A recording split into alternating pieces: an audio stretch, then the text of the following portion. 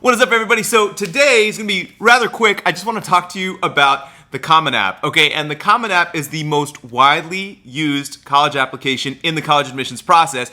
And I want to talk about one specific thing, which is how heavily extracurriculars are weighed in the college admissions process. Now, if you are a star athlete who's being recruited for your sport or something along those lines, that's a separate category, okay? So if you're in that bunch, that's a separate category, and you're gonna go through a very unique admissions process, okay? But for the rest of us who are not superstar athletes, right, we are told how important the extracurriculars are and how heavily the colleges weigh them, and how much it's so important to, start a club, be a club, create a club, cure diseases during the summers, and do anything and everything and volunteer, and the list goes on and on and on, as we all know, right? And here is the bottom line, okay? The bottom line is the most widely used college application. Guess how much space they allow for you to talk about each of your extracurricular activities that you may have spent 3, 4, maybe even 5, 6 years developing starting in middle school. Guess how much space you have to talk about each one of those. Any guesses?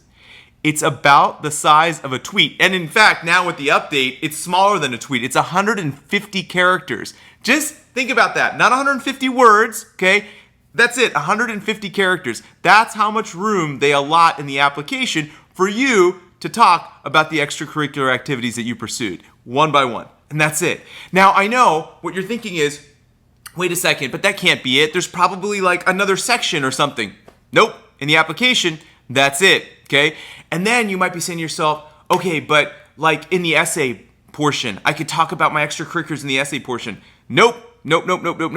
Any good college admissions person, guidance counselor will tell you that the last thing that you want to do is use your essay to talk about your accomplishments, okay? In general, that'll mean that the essay will not be taken seriously or read as thoroughly or as deeply as other essays that actually allow the reader to get to know you as a person. That's actually the goal of those essays. And then you might be thinking, okay, but when they interview me, the vast majority of students, even when they get admitted, will never go through an interview process. The college admissions process is very different, and it's nothing like television and the media and all of this stuff has us believe in movies, where we think oh, there's going to be this round table of people so interested in every little aspect of what I do. No. And that's why I also always go back to, when a university has thousands upon thousands of applications, how are they going to quickly determine which ones they're going to look deeper at? They're going to look at your GPA, right? But they can't possibly know how your GPA at your school compares to 20,000 literally other schools across the country. So what do?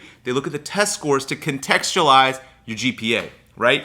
So I just wanted to let you all know that yes, of course, I want people to do extracurriculars. It's just that when I did my college application, it was a rude awakening because I had poured myself into all these activities, partially because I thought that it mattered for how I would be viewed by the college admissions process. I pursued things that I loved, but I also pursued them, and poured myself into them largely because of the impact that I thought it would have. And then for me to find out, oh my goodness, I have one sentence basically to talk about this.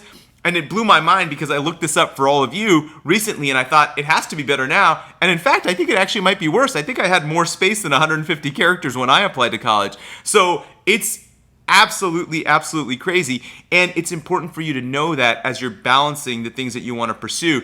For me, the big message that I have for all of you is that we, as parents, as students, as, part of the educational world that we are in, we get put on this track of take the toughest classes, do the extracurriculars, volunteer, and all these 100 things. And for many students, it leaves students exhausted and not sleeping and not even getting close to enough sleep to be healthy.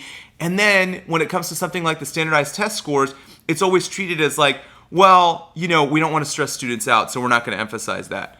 No, these students are already stressed out by so many things that they're being told to do, but really what should happen is there should be a prioritization. And if the grades and the test scores are the first thing that many schools are going to look at, we should place the appropriate emphasis on those before spending so much emphasis on everything else.